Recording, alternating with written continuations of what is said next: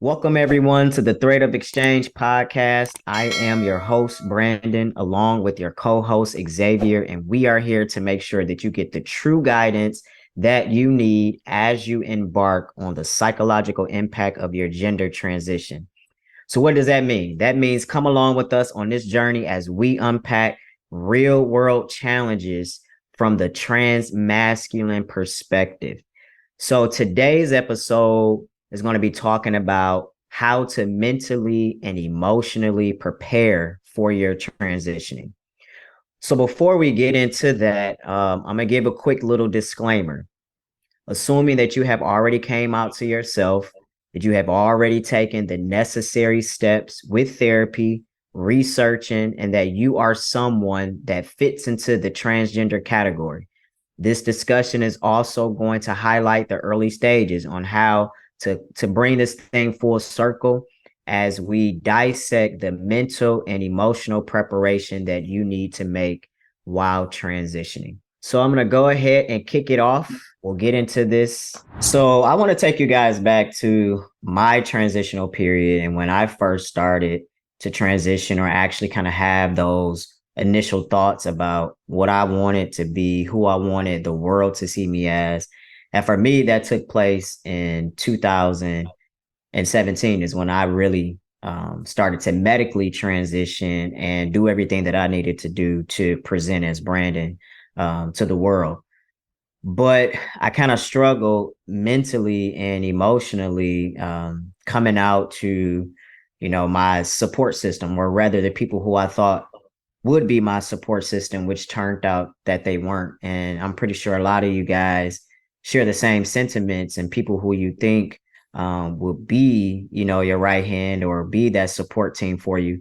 It really didn't turn out to be that way. So I can remember the very first phone call that I made was actually to my parents. And for me, my decision was based on that because they were the people who brought me into this world, and they ranked as number one in terms of importance of who I wanted to come out to. And another reason why I wanted to come out to my parents first and to let them know was because they were the people at that time I was having the most conversation with.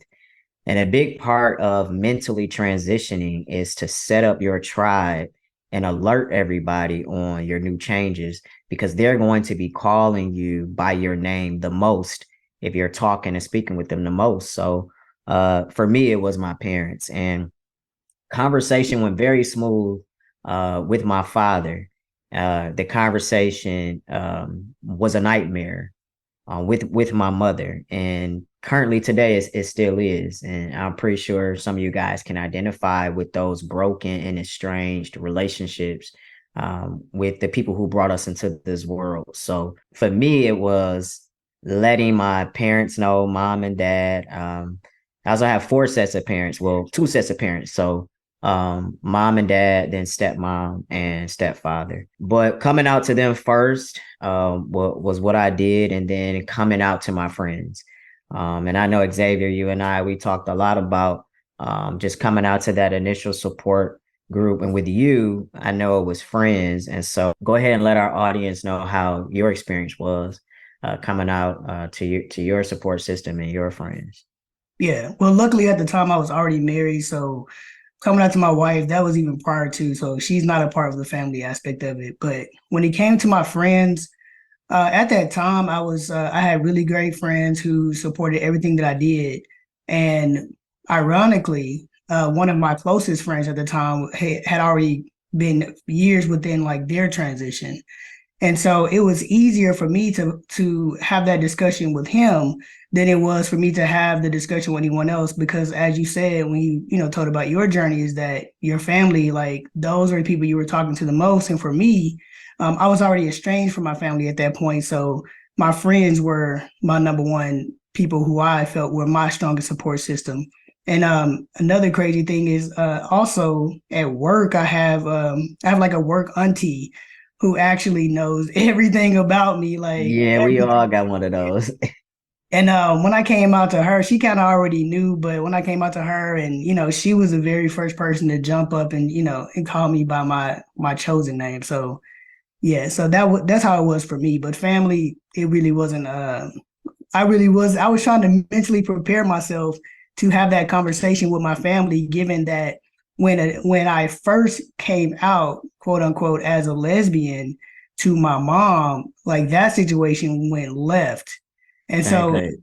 I tried to breadcrumb her a little bit by, saying, hey, like this is my name, and it just kind of went left really fast. And so Hmm. it took years to actually, stand my ground with her and say, hey, like, look, like, even before taking the drop of hormones, like, you cannot call me this name anymore. And so my journey was a little bit different than yours, though, but Yeah.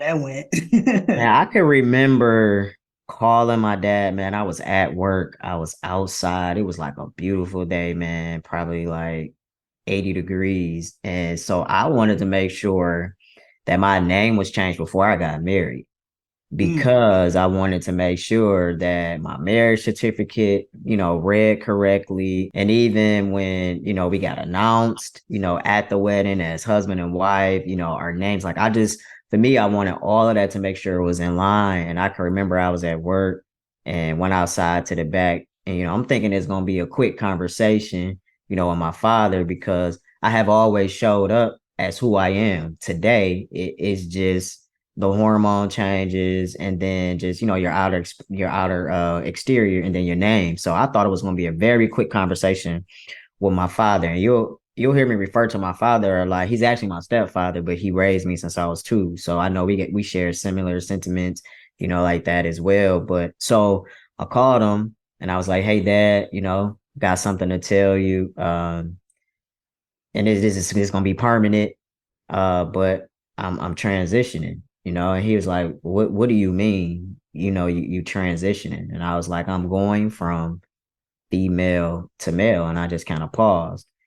And he's like, well, where is this coming from? And I was like, Dad, I have always been a man. You have always treated me like that, even growing up, even with, I was the one out there helping you shovel snow and grass, and you never had my sister out there, just a lot of different stereotypical masculine, traits, activities. We indulge in those together. So, and he asked me a very strange question that I didn't think that he would ask me, or I wouldn't even thinking that would be on his mind. And he was like, are you doing this because of Ashley? Ashley is my wife. And so I was like, what do you mean? Why am I doing this because of Ashley? And he was like, well, does she want you to be a man? Is that why you're doing it? I just want to make sure that you're not doing something to please somebody that you're with,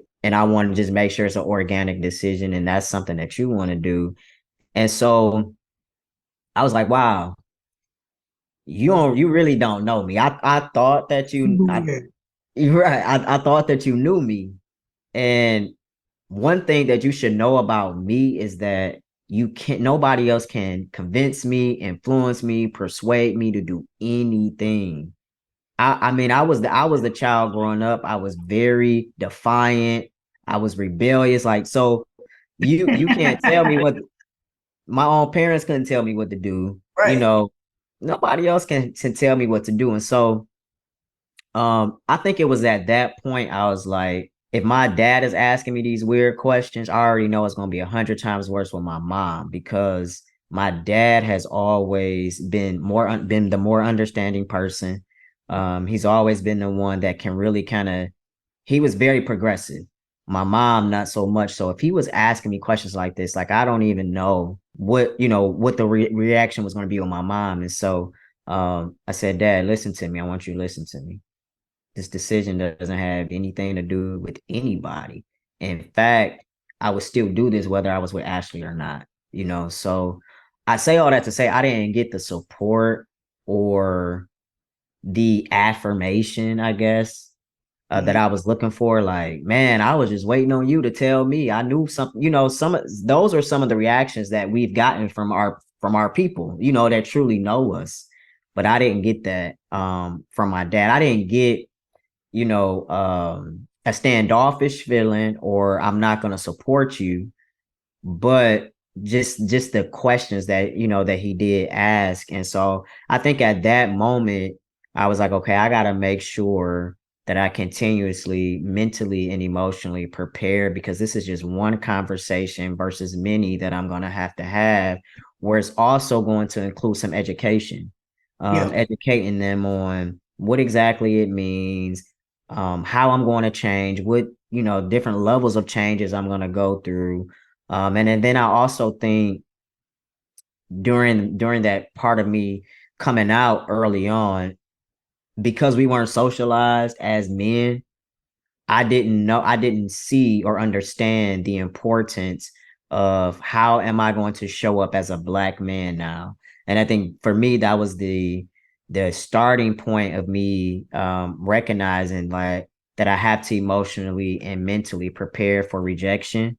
I gotta emotionally, mentally prepare for the lack of education, the lack of awareness, the type of non-progressive people that I was dealing with, the religious people in my family that I was gonna have to encounter. I never thought about any of that when I said I was gonna transition, because it's my transition, and I don't know if I looked at it from a selfish point where people in your family, they're going to have to transition and grow with you. But for me, I was just like, yo, this is my life. You can either catch up, you can either get, or not, because we gotta, Yeah, this is you what have I'm to. doing. You Yeah. have to. This is what I'm doing. It's not for you. It's not. This is for me. So you have to that you got to go through your own learning curve. I can't support your learning curve and also mine at the same time. So yeah, it was quite interesting to have that conversation, with my father, and kind of really see where he was at with it, man. And you never told me that story. Nah, I didn't. Hey, No. I feel kind of, I don't know. I feel it, like, but it man, it was weird. It was a very weird question for him to, yeah, ask me that. And I think if I transitioned today, he wouldn't have asked me that question today, because he has done his own learning and growth. He was still in that religious bound type of atmosphere back then, pastor a church, you're trying to uphold this standard of having a regular family that's all supposed to, follow that Christianity, that whole religious piece.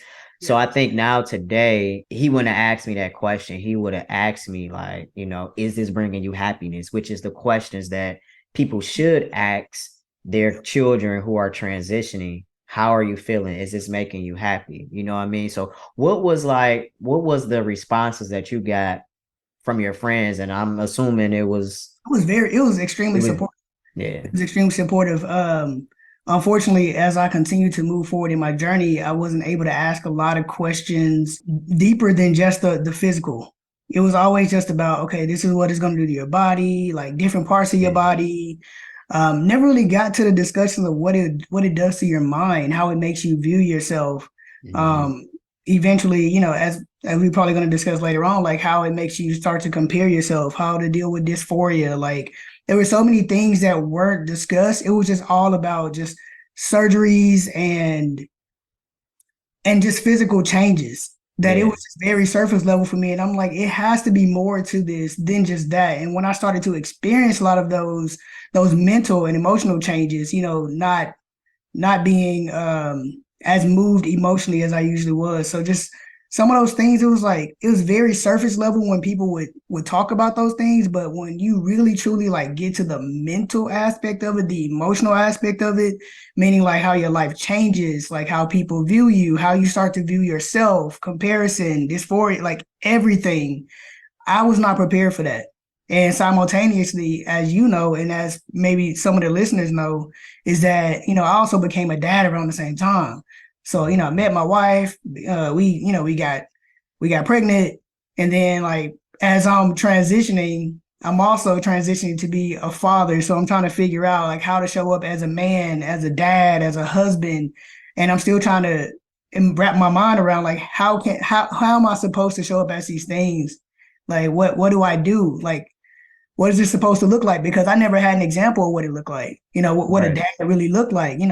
My Yeah. stepfather wasn't a good example, but I knew what not to do. But at the same time, still looking at myself and trying to see who I was becoming. That was like the biggest part that nobody ever prepared me for mentally. So hopefully, like what we share, and as our discussions continue to push forward, that maybe something that you say or I say really sticks with someone, and it helps them grow, and it helps them mentally and emotionally understand like these are the changes you may feel, or the things that you may go through. But Yeah. yeah, I wasn't ready for any of it, man. None. And I think that that's probably everybody's story, which is driving us to have this platform and these discussions. Because for me, when I made the decision to transition, it was like, all right, I want to get some muscles and I want a beard and I want a deep voice. And I'm not thinking about how my muscles, my beard, my deep voice, me just having the male assigned gender now legally, how that was going to change my life and how it was going to impact me in all of my other social settings, family, work, friends. And so I didn't think that the power of transitioning was going to mentally cause me to kind of burden in some areas, cause me to be confused, cause me to not really understand what was going on with my body and how it was impacting my mind and how it was impacting my emotions. And I mean, and they tell you what the side effects is, you'll be angry, you have an increased sex drive, but it was just very high level. There were no details provided as to, and everybody's situation is different, but I didn't really research mental impact, emotional readiness. I didn't do any of that. Because I didn't think that the I don't think they have it. testosterone was going to affect me like that. I was just like, it's just going to give me a beard and I'm going to just still be who I am. I'm going to still show up, and it didn't do that. And I don't think I really noticed that maybe until like my second year of transitioning, because I didn't really feel the psychological impact, emotional and mental challenges. I didn't feel any of that probably until my second year. So for those of you that's listening and you're still maybe in that 1 year span, 1.5, 2 year span, I want you to get ready for the next level of your transition, because it's coming. It's coming. You may not feel the difference now, but that difference starts to come on you, to start to creep on you, starts to manifest itself in all of your relationships, just in your personal self talk to yourself, how you look at yourself. And so we want to just give you some tools today on how you can mentally prepare for those psychological transitions that you're going to go through. Nothing that we're really going to focus on today is going to have anything to do with the exterior, because we believe that if you're focusing on the exterior, your mind is not catching up. Mhm. So there's a maturity and a transition process that takes place not only with your body, but your mind has to wrap around that capacity on how to grow together and how to be synchronized together. And so we just want to make sure that you're taking care of yourself. You know what I mean? Yes. So you can fully embrace your journey, and make sure you're synchronized, mind, body, and spirit, and not just put that body on that plateau, on that pedestal, Yeah. because it's not really just about it. We've met people that got muscles, fitness on lock, beard on lock. It's probably some of the most unintelligent, emotionally people that I know I have encountered, because you left your mind behind. Yep. And that's our goal. That's our wish for you, is to not leave your mind behind, to put in that work to grow your identity mentally and emotionally as well, so that you can separate yourself from a boy to a man. Yeah. And that's where we're at. Those are some of the tools that we want to give you. So as I was moving through my transition, probably around year 3 or 4 was when I really noticed, like, I have to do some work internally because my body is changing and it's bringing forth emotions that I have never had to deal with in my prior life. And I didn't have any tools to really deal with that effectively because we know what the stereotype and stigma is of Black men. They don't talk.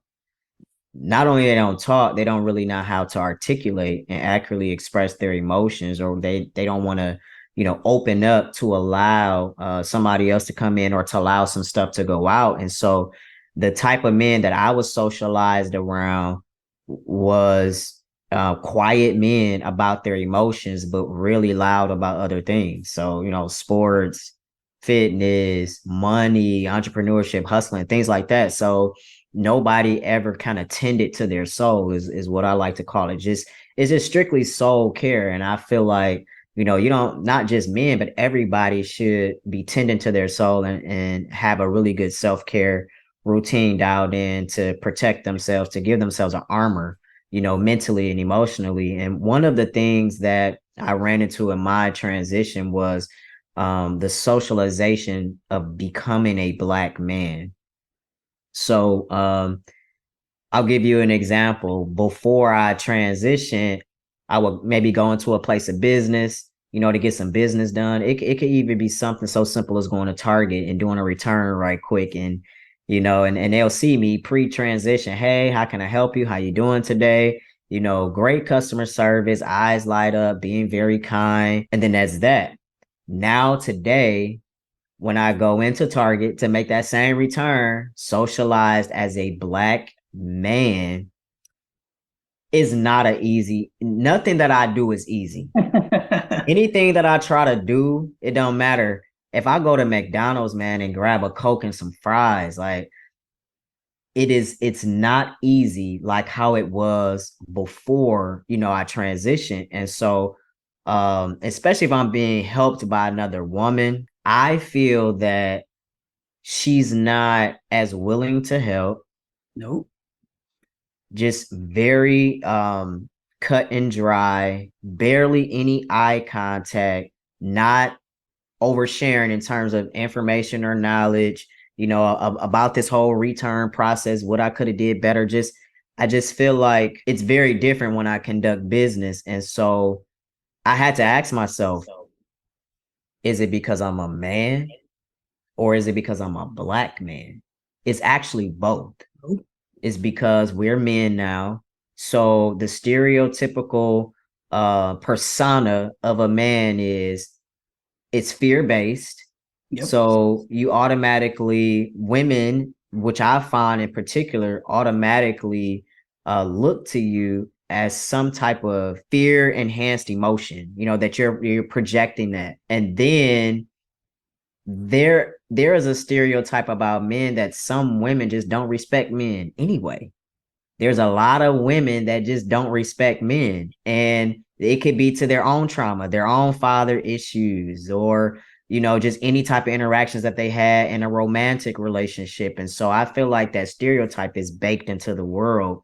And so anyway, once I noticed that I was having struggles with being socialized as a Black male, I had to kind of pivot a little bit. And what I mean by that is, and this is Xavier's favorite book, the Four Agreements. But Yep. rule number two, never take it personal. And so I started to take the world personally as I showed up in other places. And they don't know me. They just know me as how I'm presenting today as Brandon. And they have been moving in their own world, dealing with men like this. So there's not going to be anything special about me. And I think there's some specialness to showing up as a Black masculine female Oh yeah. versus a Black man. There is a difference. And so if I was being used to being treated with favor or less intensive, and in my mind, I feel like I haven't really changed like that. I'm still the same person at the core, but it's who the world see today. And they like, nah, bro, the line start back here. I could probably walk in the line, walk up front, don't nobody say nothing, let me go. I'll try to do that now.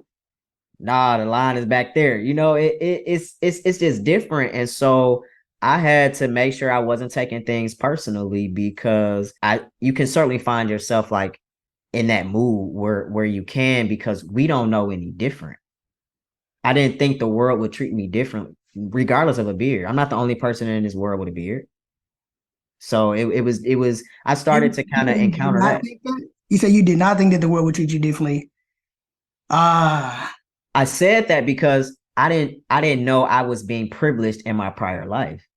I thought that's just how ah, things were. okay, okay. I think for me, it was the opposite. Like I already knew that I was very, very privileged. Like even with how women would even come to me or come at me or how they would speak to me, like everything, it was like a coddling, really. Like I was very, very much so like coddled by women. Didn't really have to interact with men a whole lot. So now being socialized as a man and having to interact with men a lot more and trying to figure out, okay, what kind of man am I? Like, what kind of man am I going to be? Yeah. Do I try to jump in with the rah rah bro mentality or like and luckily, like I know you said you didn't have this early on in your journey, but luckily I began therapy prior to, and I was able to really map out like who I wanted to be. I didn't want to show up as anybody other than myself, and I had to figure out what myself was. Like, who am I? Yeah. And I just wanted to be very balanced. Like even with my energies, with everything, just be very, very balanced, so that it has the vibrations that I give off allows people to feel comfortable around me and in my space. And so the socialization aspect when it came to just being around other men, it's still even today, it's still a little difficult for me because I don't relate to you like in no Yeah. way, no shape, no form, no fashion. But like, and I think now because I know you mentioned like the 2 year span, I'm in my second year, so I'm seeing myself one way, the world seeing me another way. But I still think that because I'm still in that young phase, with like my face and everything, that people still kind of give me like a little bit of a. I still think I get like a little bit more privilege than than you would, So And you think that simply because you got a baby face? yeah, absolutely. So they thinking, okay, you younger, let me Bro, I get like I'm be an 19. example or let me. Exactly. It's like it's more of like a coaching that they try to do for me, which is it can be a little annoying, but I like you said, I think it's because of the baby face that I kind of still get that coddling, even still. So I can agree with that. People still mistake me for being extremely young, even though I'm really not, and I'm not telling my age. But like baby face, grandma jeans, all in effect.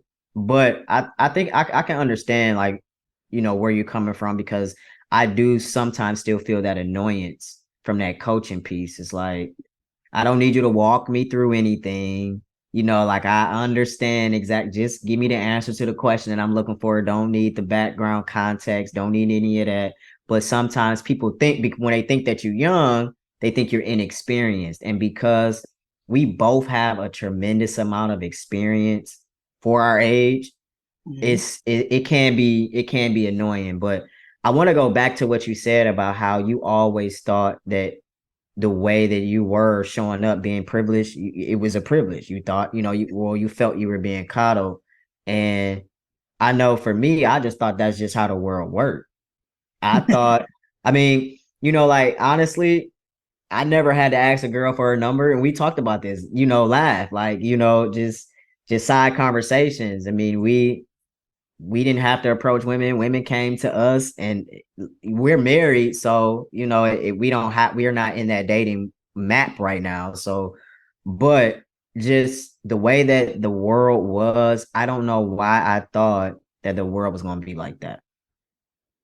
I didn't think I was going to come off as a threat Yeah. because I have seen other black men interact with women the same way my privileged prior masculine female person was. I have seen us both be kind of even keel and women react to them the same way they reacted to me. So, and not just women, but just even in just regular, social settings. And so I didn't think that things would be that much different because when we look at ourselves, when we go out into the world, we don't feel that we are a threat. And so in our mind, I'm like, I'm not, I'm not looking like I'm getting ready to do something. So why are you tensed up? And why are you, the anxiety is rising when we're having interactions and when I feel like I'm being gentle and kind, specifically with women. You know what I mean? So part of the mental preparation that I really recommend people do, as Xavier had already just talked about it earlier, was therapy. I did not have consistent therapy in my earlier parts of transitioning, but I do today. I have a weekly standing appointment with a therapist today. But if you have access, to therapy through your job, or for some of you that still could be under your parents' insurance, please seek out those resources. And if you don't have insurance or you can't, you don't have the resources for therapists, there's a lot of therapists online, like on YouTube. I know Xavier is very resourceful when it comes to TikTok and finding all type of Oh videos yeah. on there. But you can also find, some just encouraging words online as well. I mean, there's people who will put, 15, 20-minute sessions up online just for you to kind of hear. And if you're doing that every single day, 10, 15, 20 minutes of devoted time on researching topics that's going to prime your mind, you want to research, mental resiliency, how to be compassionate but yet firm, things like that. If you want to put in those particular keywords and searches on these platforms online, like treat it like that's your therapy session, whether you want to do half hour. But that's one of the things that you can do to mentally prepare yourself while you're transitioning is to have a therapist. Second thing that I would recommend is make sure that you do a very truthful inventory of who is around you. That's Mm, very key because who is speaking into your life? Who are you having conversations with consistently? mhm. And sometimes we like to go the easy route. We like to go around the people who we know is going to give us that support, that coddle, that pat on the back. But you also want to make sure you have people that are challenging you to grow. Because sometimes you can be in a position where you're getting coddled, but those people are not inspiration to your growth either. Right. So you want to try to get you a good blend on who to be around socially. And so those are some of the things that we both did early on in our transition. Make sure, I like to call it a band of brothers. So make sure you Oh, get you a good band of brothers.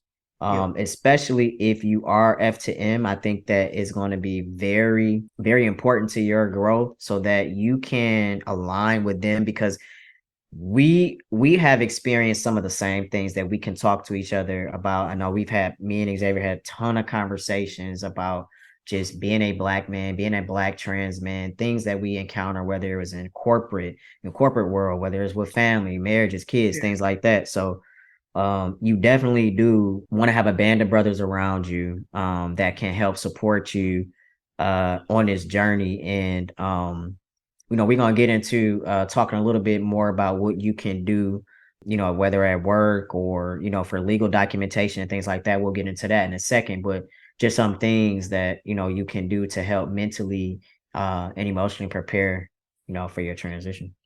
I would say even if your band of brothers are digital, Yeah. like Brandon and I, we met online. Like I used to do what's called like Trans Talk Tuesdays, and his wife found my wife, who ended up finding me, and saw that Yep. I was doing the Trans Talk Tuesdays, and that's how him and I became connected about what March 2022. Yep. About a So, year ago.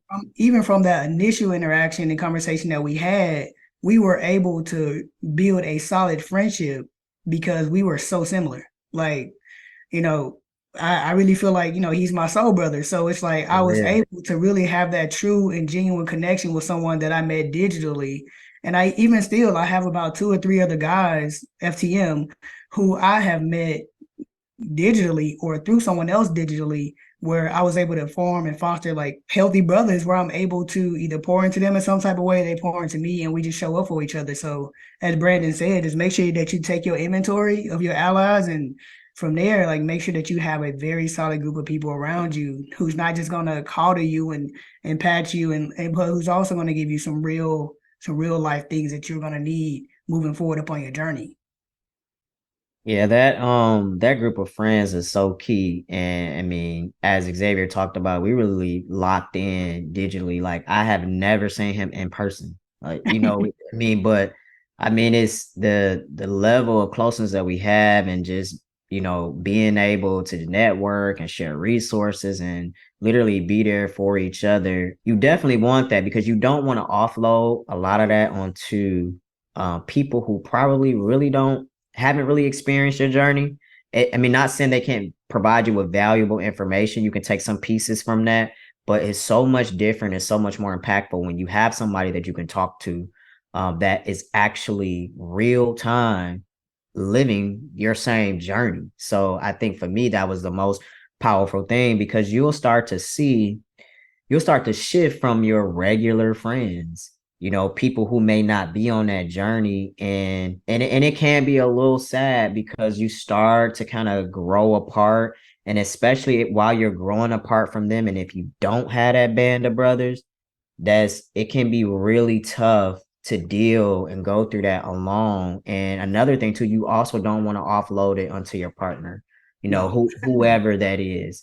Yeah. Um, because sometimes, I mean, God bless our wives and we love them and they so sweet, but they're gonna be our number one cheerleader. But sometimes they don't get it. You know what I mean? Like they try and they Oh gonna yeah. do that thing, to show up and they gonna be in a wife bag and they gonna show up for us.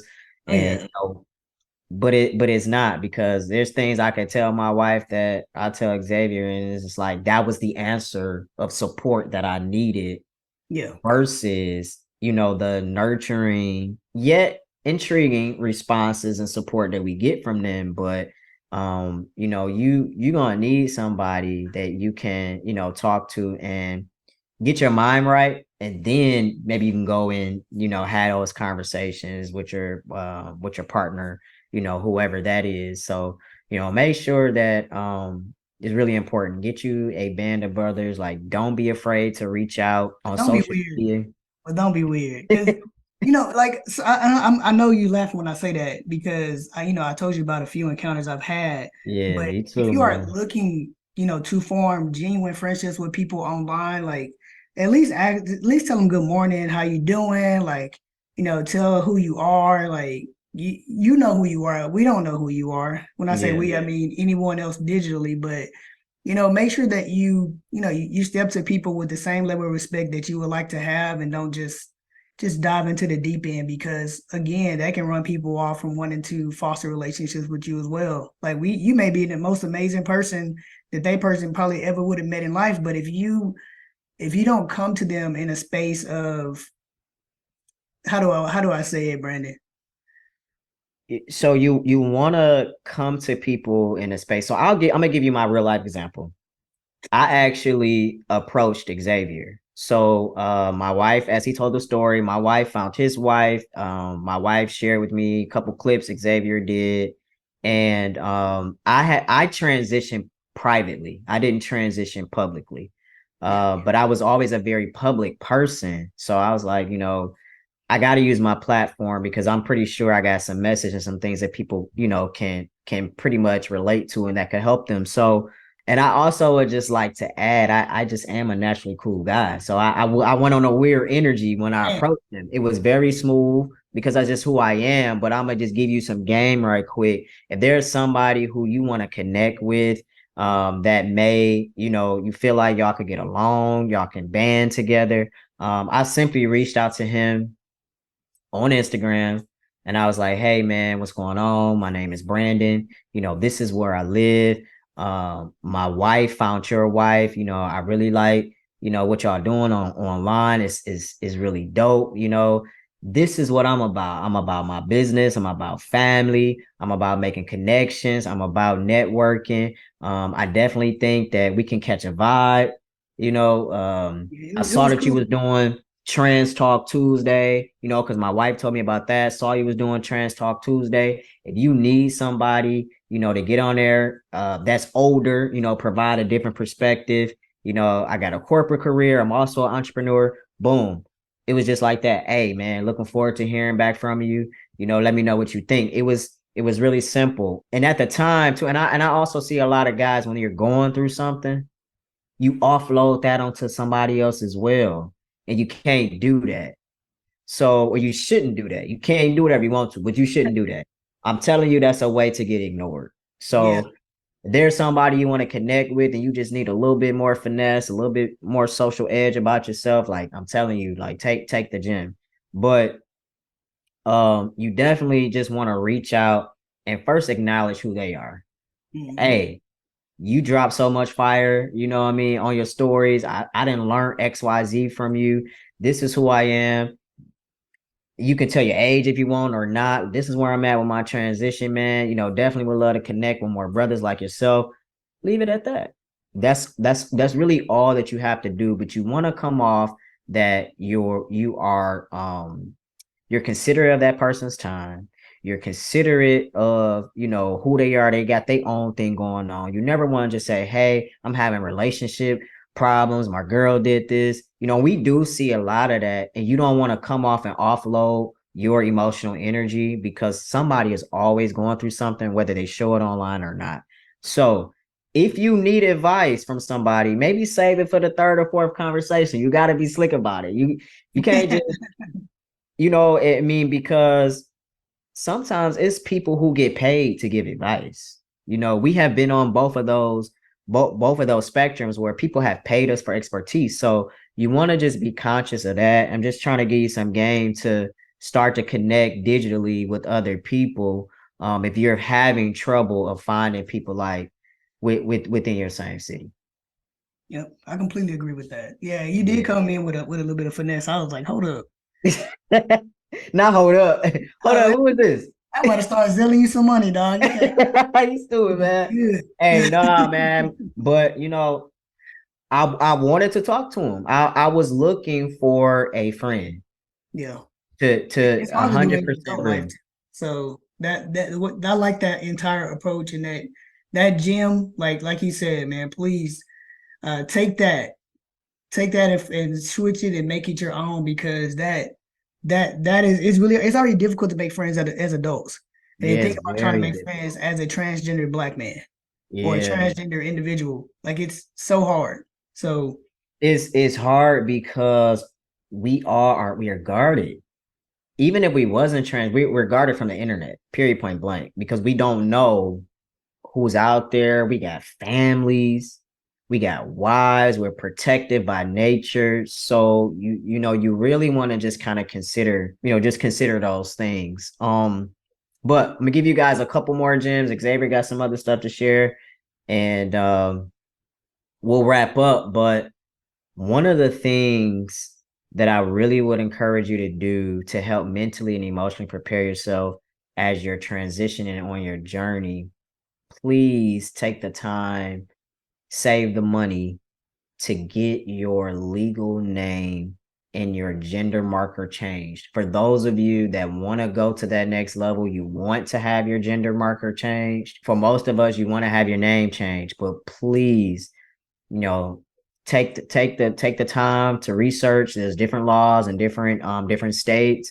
but take that time to research that process, get the money, put the money to the side because that is going to really help you affirm yourself and help you with a voice to give yourself a voice when you're doing business.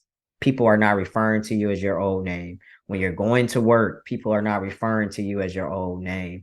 And we all know it can get sticky with family because they like to feel like they can call you whatever they want to call you, regardless if it's saying who you are on your license. I had a family member write me a check in my old name, kid you not, that you're just deliberately ignoring who I am. That is not my name. And in fact, because it's so real and I have made it so real for my life, even if I wanted to cash the check, I couldn't. Because my all of my bank account information, all of that has changed. So that's how real it is. And that's why, for me, that was my biggest piece of ammo to go out in the world, because I did the work, I did the research, I put the money in, investment rather, because you're investing into who you are, to change my name. And I think that had I delayed that process, I think it would have mentally drained me, mentally aggravated me, emotionally made me feel a certain type of way about myself, encouraged that dysphoria, the misgendering piece, all of that is so crucial. It's crucial for you to have your protective barrier, as you're entering into the world as who you are. Yeah, I completely agree with that. I know for me, when I first was deciding like what I wanted to change my name to, I didn't change my name because that was the person who I felt like I was. I changed my name because it was easier for everybody else around me to call me the name that I picked. But when I did a lot of soul searching, I think it was around the time that you and I met when we were talking about the name and the gender marker. Yep. I was scared. Like I was afraid to do that and to take that next step. I guess for me mentally, it was becoming real. Yeah. And when I started to deal with a lot of the, like you said, the misgendering piece of it, the dysphoria, going to the doctor's office, being called the incorrect name, or it was just so much that was weighing on me. But like you said, that legal name change, that gender marker change, that it's a game changer. Like it is a complete game changer. I just feel like I had a different like air or swagger about myself, Yep. changing my bank accounts, changing my experience, changing my birth certificate, Yeah. gym memberships. It gave me a little bit more confidence, like going into the men's room. Like Hmm. it does something internally. It does. It really does. And I understand everybody has their own pace in which they're gonna do that, because it is scary. It is real. I mean, even down to the point where you're changing your gender marker, and if you still have some of your, you know, anatomy, original anatomy, and you're like, well, hey, if something go wrong with some of the original anatomy, am I gonna have to fight with the insurance company, to get certain surgeries and things like that? For me, that was one of the things that I thought about, because it was just on my mind. I was just like, if I change my gender marker, like what's going to happen? If I need to get anything else addressed. And I just didn't want that fear. I didn't let that fear hold me back. But that was some of the things that I thought about. For me, that was the only part that kind of had me thinking, like, I don't know if I should do it, because at that time when I transitioned, is the world is much more progressive now. But when I transitioned back in 2017, there were not a lot of parameters in place for a lot of, Protection. insurance companies, Yeah. where they even had systems set up to help identify transgender patients. They didn't even have the processes in place. And so for me, it was a fear. But you know, um, I was like, you know what? I'm gonna do it. No I'm gonna hope. do it. I'm gonna do it because I absolutely love being addressed as a man.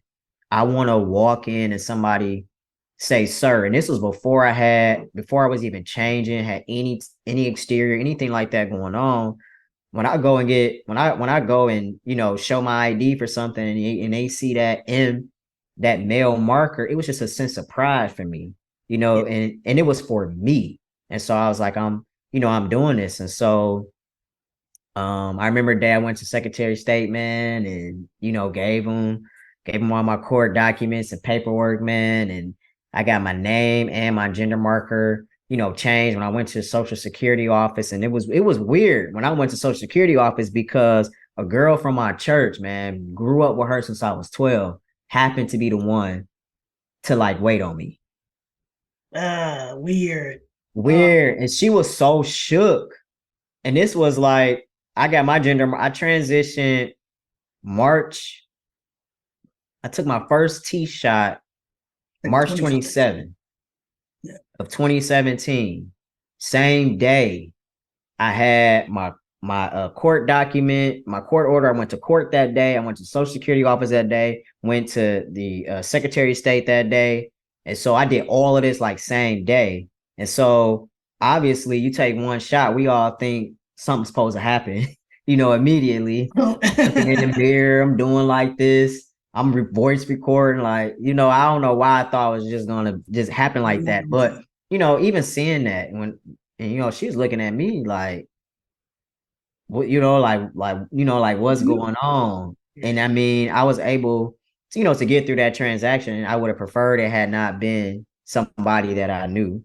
Yeah, However, she was the manager of like that whole branch. So she was like, I'm expediting this, processing this. She got me together immediately. So I didn't expect that, especially not from a church person. We all know the history behind that. But the confidence that it gives you, like Xavier said, that elevated swag, like that elevated, and you can be a little arrogant about your process too, because we have to go through a lot to create who we are. So we have more pride, we have more, confidence in just the little things that your regular cis male gender person, would take advantage of. So, or would take for granted rather.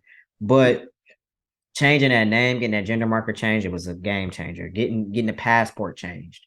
That was a game changer. Being able to go to the airport, yep, here go my boarding pass.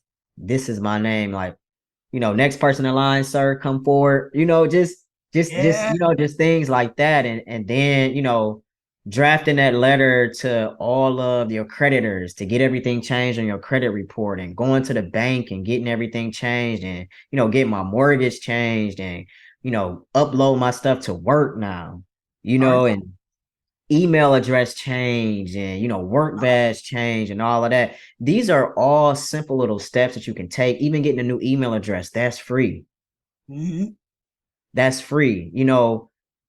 Changing everything with your bank and creditors, all of that stuff is free.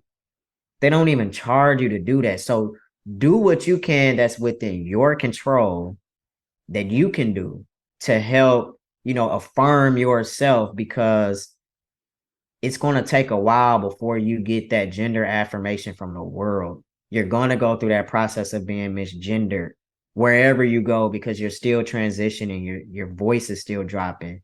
Hair, you got that vellus hair on the surface is still trying to pop up. Your face is still trying to change. Your neck and your shoulders. It's still, so it's real. So do the things that you can do, like within your control, especially it's free. It doesn't cost you anything. The only cost you're gonna pay, your court, $15 at the Secretary of State. It was for me. Social Security card was free. So do the things that you can do that's within your control to help affirm and help try to bring down a lot of that misgendering that will take place. Yeah. And we're gonna actually do an episode on misgendering, so that Mhm. we can help you guys, give you some tools to try to navigate some of that. Yeah, and I know a lot of times a lot of people are like, man, there's so many things I need to do. If I could give you the top three things or the top three entities in order for you to, once you change your name, go to the courts first, and then the second thing would be Social Security, and then the third, if you have the finances, is going to be your birth certificate. Yeah. So you're Everything so else, make so a list of it and move forward. Yeah. So, and then just don't forget the Secretary of State too. So Social Security, because you have to go to the Social Security office first to because that's where you get your gender marker change and stuff and update it, and then you go to the Secretary of State.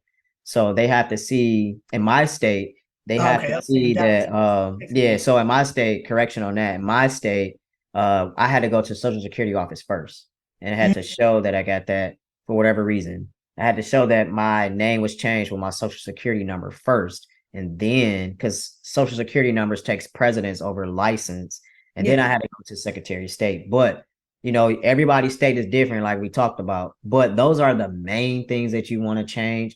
And then you get into the fun stuff, Netflix, all your subscriptions, thing, just easy stuff like that. PayPal, whatever you got out there, it's very easy to just do all those things for free. Your Amazon account, things like that. All that stuff is free, easy to do. All right, and then just to kind of go to another point, because we were kind of already talking about, you did mention surgeries and doctors and things like that. For me, mentally, it was a lot. It served me to research doctors for like different surgeries or surgical techniques because when you first get started, you get super excited about surgeries. Like that's the first thing our mind goes, surgery, surgery, surgeries.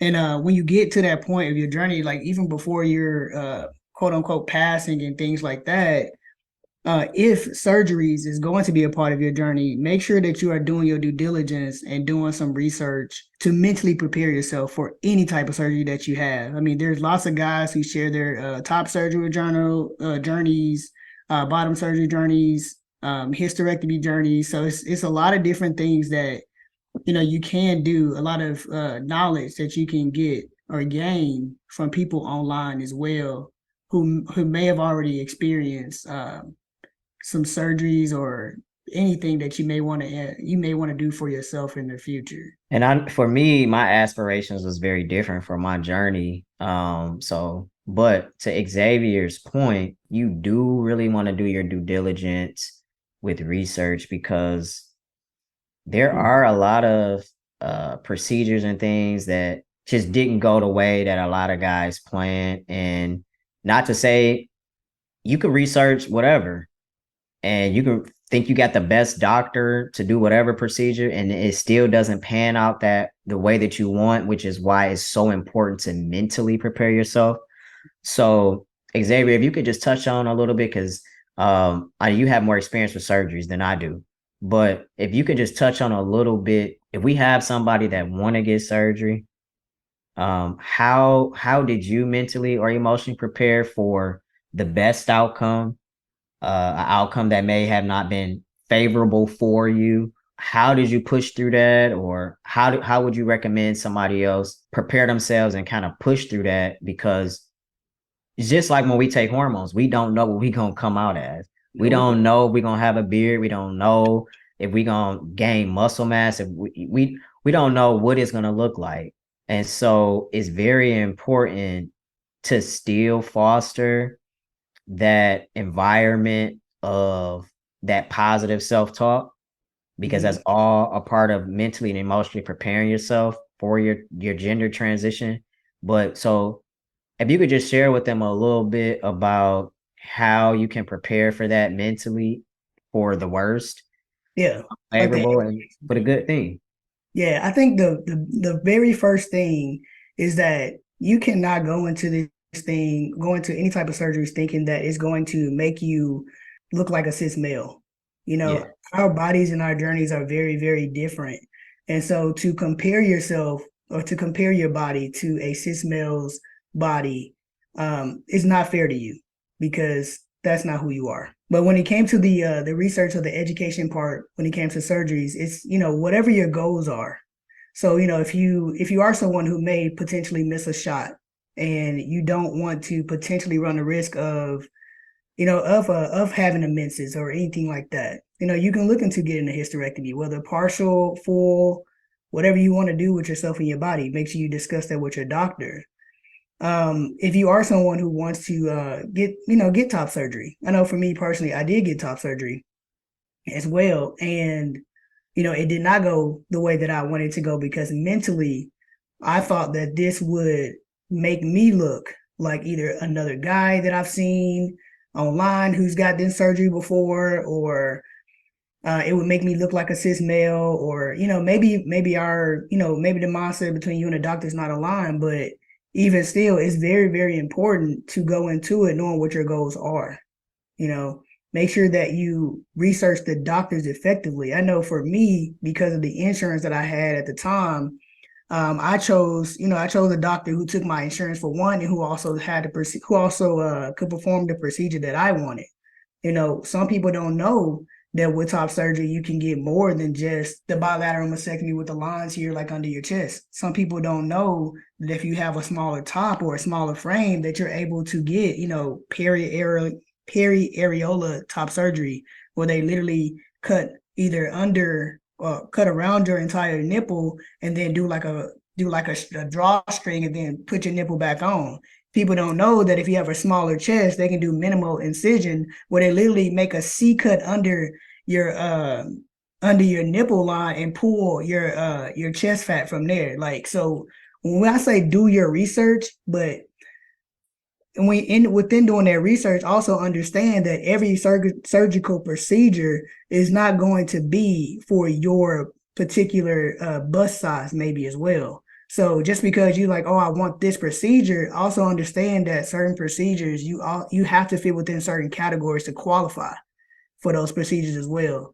So I know for me, like, my journey did not go the way that I wanted it to go. I know that a revision is in my future, but even still, know what is the likelihood of having to get revisions with the type of surgery that you choose. So just always educate yourself. I know it's frustrating, when you're trying to, get through get through certain things, but Yeah. do your due diligence and understand that, maybe, 35% of people who get this surgery have to get revisions, or whatever, just so always just educate yourself when it comes to any type of surgeries that may potentially be a part of your journey.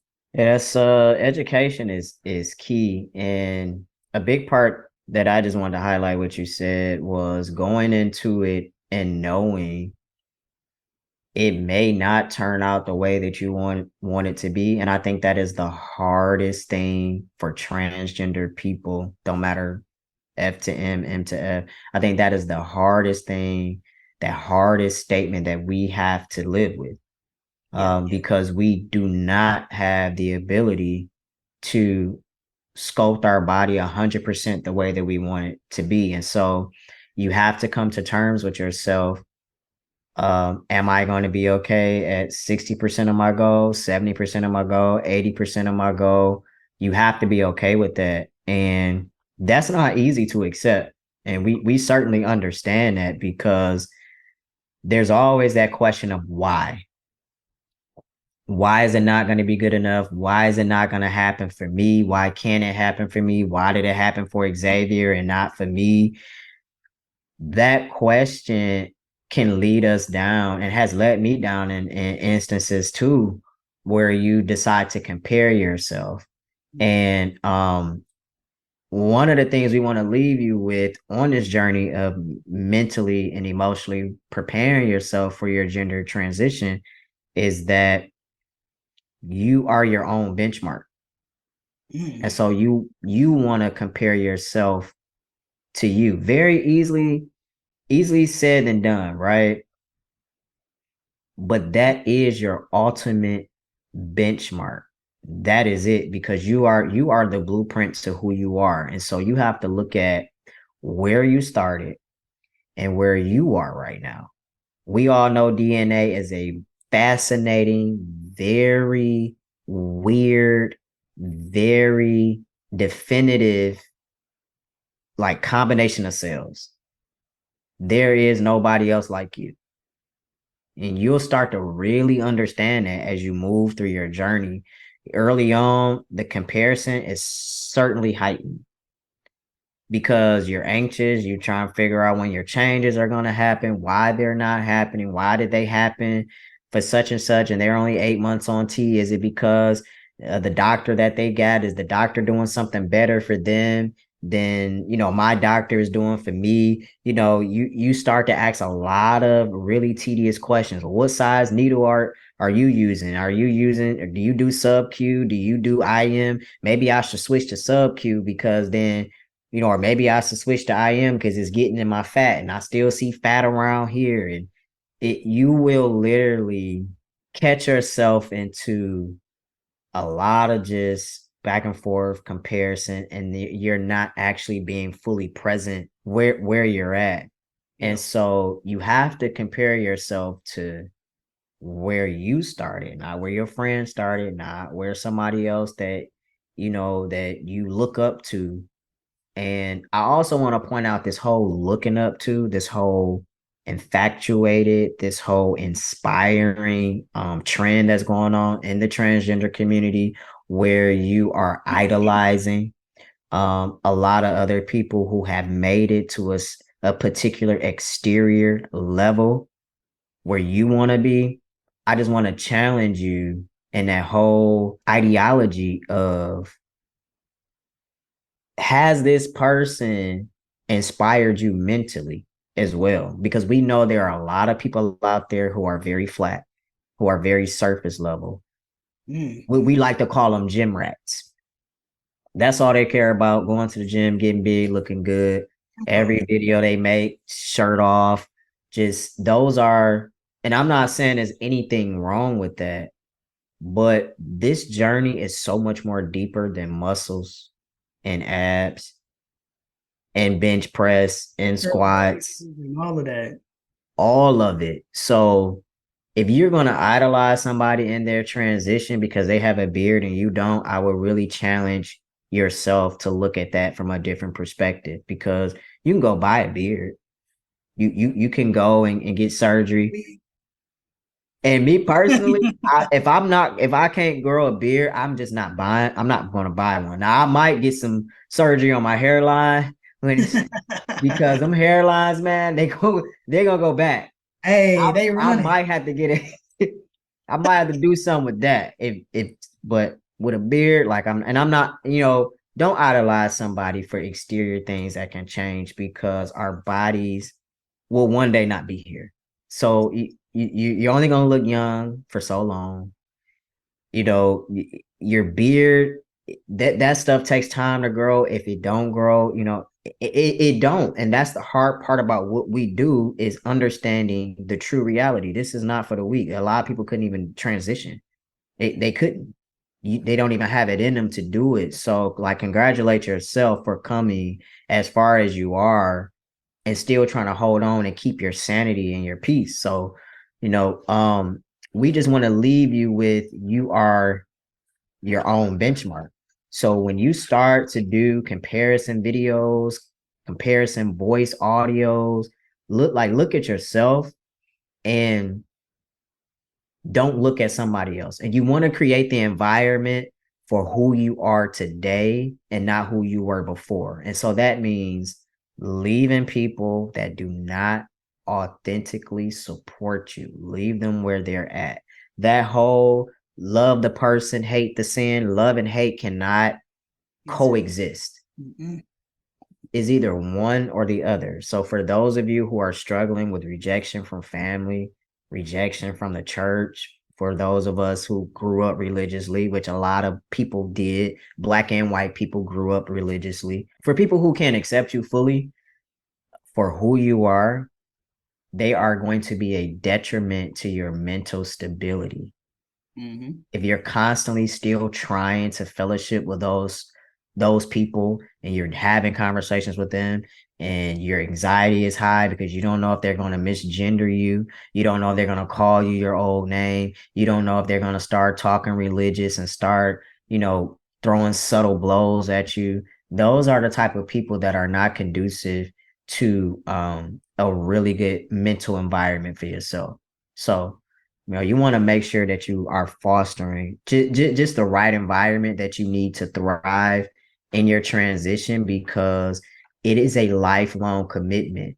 As long as you are still saying that you are who you are and you are who you want to be, it's a lifelong commitment and it just never changes. So I just wanted to leave you guys with that part. I agree. All right, so we really appreciate you for tuning in today. We certainly hope that the information we shared today has been of some value to you, some impact to you. Do us a favor, please. If it did help you, please share this episode with somebody else, whether it's an ally, another transgender person that needs to hear it. Also, like, share, and subscribe. You can find us on all social media platforms at the Thread of Exchange. And we'll catch you guys in the next episode.